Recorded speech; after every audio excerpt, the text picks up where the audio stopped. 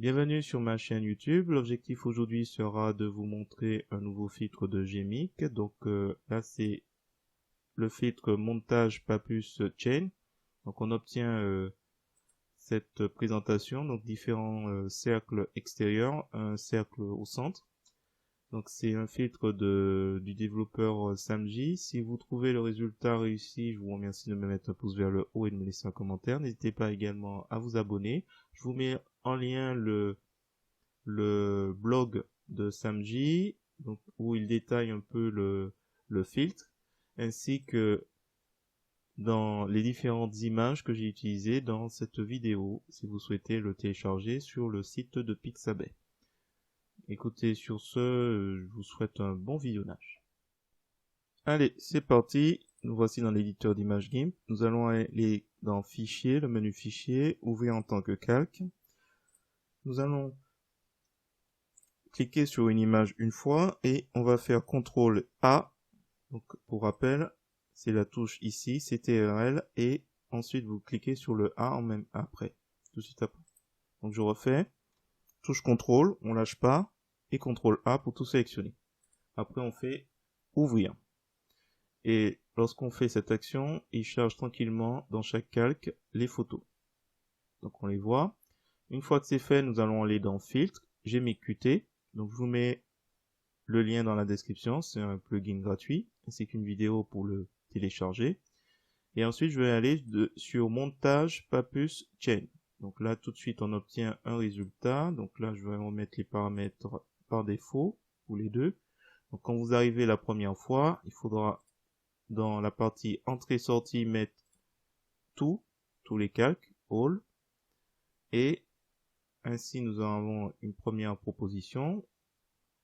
Donc je vous rappelle que quand vous cliquez sur documentation, vous allez directement sur le blog de Samji. J'ai oublié de préciser que ça se trouve dans la partie Arrays and Ties de Samji, donc la rubrique Testing. Donc, si vous avez du mal à le trouver, vous tapez montage et vous devriez le trouver. Donc là, ce qui est bien avec le blog, c'est qu'il vous détaille tous les paramètres qui sont intéressants à connaître, les effets.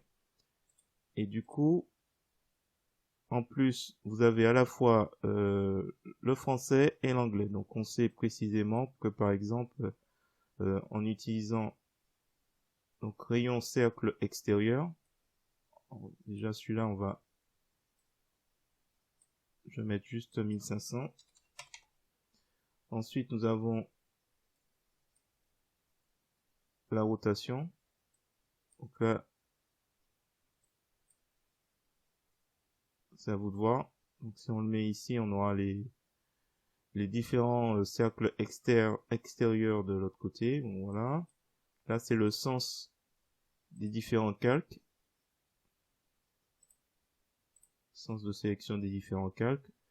Ainsi de suite. Donc là, image montage. Là, c'est l'arrière-plan. Donc là, nous avons la transparence. Et là, nous avons la couleur blanche. Donc, pour rappel, la transparence, ici, alpha, c'est channel, est à 0. Mais si vous souhaitez plus de transparence, vous mettez 250, 5, OK. Et là, du coup, il remplace par la couleur noire, puisque c'est la couleur noire qui était sélectionnée. Mais après, vous pouvez changer la couleur. Vous pouvez mettre du vert, par exemple. Là, c'est la couleur blanche, donc là, il n'y a pas de souci. Et après, vous pouvez jouer un peu avec différents paramètres. Donc, diminuer un peu sur la dimension des images. Donc là, peut-être éviter pour qu'il y ait toujours un cercle plus volumineux. Et le reste, c'est un décalage. Donc, à vous de voir. On va laisser comme ça. Alors, une fois que c'est fait, vous allez dans mode de sortie. Donc, vous mettez nouvelle image, new image, et on fait OK.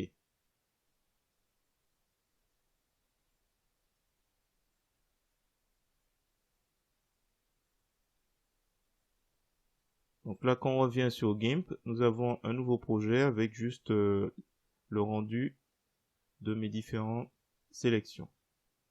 Voilà, je vais m'arrêter là. Donc si vous avez trouvé la vidéo intéressante, je vous remercie de me mettre un pouce vers le haut et de me laisser un commentaire. N'hésitez pas également à vous abonner à ma chaîne pour voir d'autres contenus de ce genre.